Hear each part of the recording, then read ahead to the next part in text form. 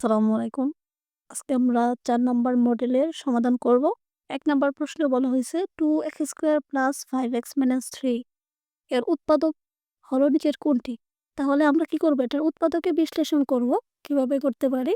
যে ৩ দুগুণে ৬ 2x² plus আমরা যদি বলি ৩ দুগুণে ৬, ৬ থেকে যদি আমরা ১ বাদ দেই তাহলে থাকবে কি? ৬ থেকে ১ বাদ দিলে থাকবে আমাদের 5x। এখানে সিস্টেম হচ্ছে যে এখানে ঘাত বিশিষ্ট সংখ্যা এখানে যে সহগটা থাকবে আর শেষে যে সংখ্যাটা থাকবে এটা গুণ করে এমনভাবে এ মানে এটা ভাঙিয়ে এমনভাবে যোগ-বিয়োগ করতে হবে যেন মাঝখানের সংখ্যাটা হয়। আচ্ছা, এখানে 2x² আর 6x থেকে কমন যায় কি? 2x কমন যায়। থাকে হচ্ছে x প্লাস এখানে থাকে 3 এখান থেকে -1 কমন যায়। থাকে কি? x প্লাস 3 কারণ যখন আমরা মাইনাস কমন নেব তখন কিন্তু কি হয়ে যাবে? প্লাস হয়ে যাবে। তখন একটা উৎপাদক হচ্ছে x প্লাস 3 আরেকটা হচ্ছে কি 2x মাইনাস 1। তাহলে দেখি এখানে x প্লাস 3 বা 2x মাইনাস 1 আছে কিনা? হ্যাঁ, এখানে সঠিক উত্তর কি x প্লাস 3 এবং 2x মাইনাস 1 দোনোটাই আছে। আচ্ছা, এখানে ২ নাম্বার যেটা এটা আমরা ৩ নাম্বার মডেলের অঙ্কটা আমরা করেছি মনে হয়। এখানে ২ নম্বরে যেটা বলছে যে ও বৃত্তের কেন্দ্রে x কোণ। এই যে এখানে কেন্দ্রস্থ কোণ হচ্ছে দেওয়া আছে আর হচ্ছে বৃত্তস্থ কোণ দেওয়া আছে। আমরা কিন্তু জানি কেন্দ্রস্থ কোণ সমান 2 বৃত্তস্থ কোণ। মানে 2 বৃত্তস্থ কোণ দেওয়া আছে হচ্ছে x প্লাস 10 আর হচ্ছে কেন্দ্রস্থ কোণ দেওয়া আছে x প্লাস 8। তাহলে এখানে 2x প্লাস 10 দুগুণে 20 এখানে হচ্ছে কি x প্লাস 80। তাহলে এখানে যদি আমরা 2x এই x টা এই পাশে আসলে কিন্তু মাইনাস হয়ে যাবে। তাহলে 2x মাইনাস x আর এই 20 টা ওই পাশে গেলে মাইনাস হয়ে যাবে। 20 থেকে এখানে যে 60 আর এখানে থাকবে x তাহলে x এর মান হচ্ছে কত? 60। তাহলে এখানে x এর মান হচ্ছে কত ডিগ্রি? 60 ডিগ্রি। ঠিক আছে? পরবর্তী যে প্রশ্নটা সেটা হচ্ছে যে কি বলছে? যে একটা ত্রিভুজ দেওয়া আছে যে 3, 4 কি এখানে কি হবে?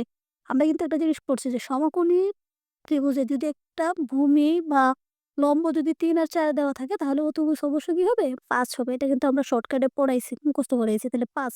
তাহলে এখানে অতিভুজ হচ্ছে ৫। তাহলে sin θ র মান বের করতে বলছে। আমরা sin সমান জানি কি? লম্ব বাই অতিভুজ। তাহলে এখানে লম্ব আছে কত? এখানে লম্ব sin θ র কথা বলছে। আচ্ছা। এখানে কিন্তু আমাদের এটা উল্লেখ করে নাই যে থিটার পরিবর্তে আপনার কি দিতে পারত? r দিতে পারত বা q দিতে পারত। ঠিক আছে? অথবা থিটাটা উল্লেখ করে দিতে পারত। এখানে কিন্তু থিটাটা উল্লেখ করে দেয় নাই। যদি এখানে থিটার মান যদি উল্লেখ করে দিত যে এই যে এটা থিটা হলে তখন লম্ব হইতো 3 তখন হইতো 3/5 ঠিক আছে? তখন উত্তর হইতো 3/5 কিন্তু যদি উল্লেখ করে দিত থিটা সমান এটা তখন হইতো 4/5 তখন হইতো কি 4/5 অথবা এখানে থিটার পরিবর্তে যদি লিখে দিত r অথবা q তাহলে আমরা কি করতে পারতাম। কিন্তু এই অঙ্কটা কিন্তু আমাদেরকে একটু ঝামেলাকর অঙ্ক হয়ে গেল। ঠিক আছে? পরবর্তীতে ৪ নম্বর যে প্রশ্নটা আছে সেটা হচ্ছে প্রচুরক শ্রেণীর মধ্যমান কত? আমরা জানি প্রচুরক শ্রেণী হচ্ছে যেই আ যেই মানে কি গণসংখ্যা সবচেয়ে বেশি। এখানে ১৩ আছে। তাহলে এখানে প্রচুরক শ্রেণী হচ্ছে ১৬ এবং ২১। তাহলে আমাদের কি করতে হবে? এই ২ টা যোগ করে ১৬ এবং ২১ এই ২ টা যোগ করে ২ দিয়ে ভাগ করতে হবে। তাহলে ১৬ আর ২১ এখানে হবে ৭, ৩ ৩৭। ৩৭ কে ২ দিয়ে ভাগ করলে কি ১৮ দুগুণে ৩৬, ১৮.৫। আচ্ছা। পরে ৫ নাম্বার যে অঙ্কটা বলছে, ৫ নাম্বার বলছে সমকোণী ত্রিভুজের ৭০ ডিগ্রি কোণ অঙ্কনের ক্ষেত্রে কোনটি প্রযোজ্য? আচ্ছা, আমরা একটা জিনিস বলছিলাম, যদি লম্ব বড় হয়, ভূমি ছোট হয় তাহলে কত ডিগ্রি কোণ উৎপন্ন হবে? ৬০ ডিগ্রি কোণ উৎপন্ন হবে।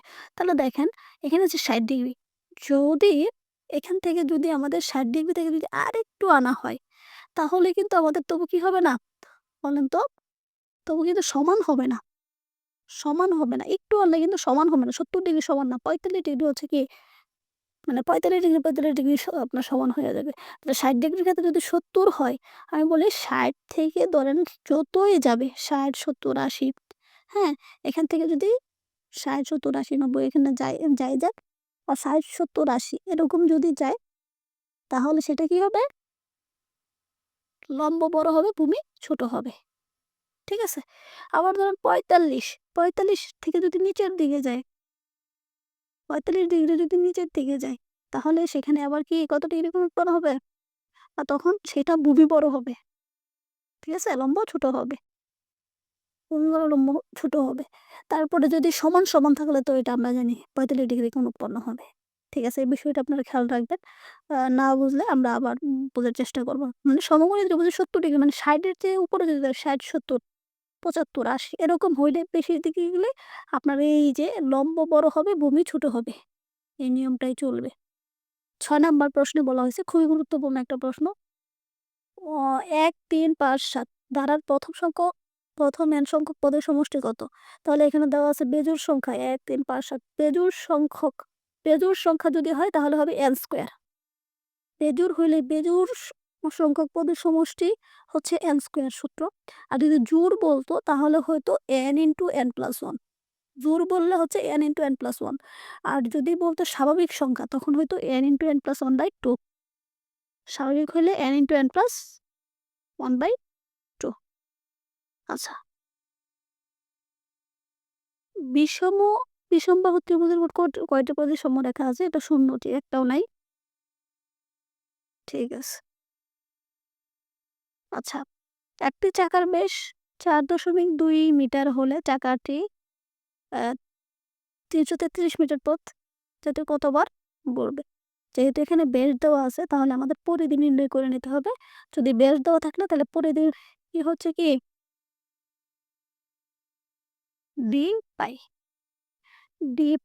ডি পাই মানে হচ্ছে এর মান তো দেওয়াই আছে 4.2 আর পাই হচ্ছে 4.2 ইন্টু 3.1416 এটা গুণ করে আপনার যে যত মিটার পথ দেওয়া আছে সেটারে ভাগ করলে এখানে রেজাল্ট বের হয়ে যাবে। তাহলে প্রথমে পরিধি বের করে নিতে হবে।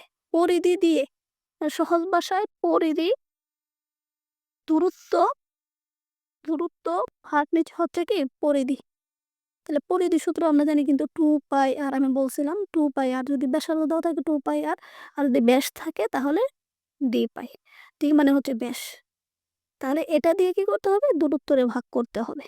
তাহলেই কত বার ঘুরবে সেটা পাওয়া যাবে।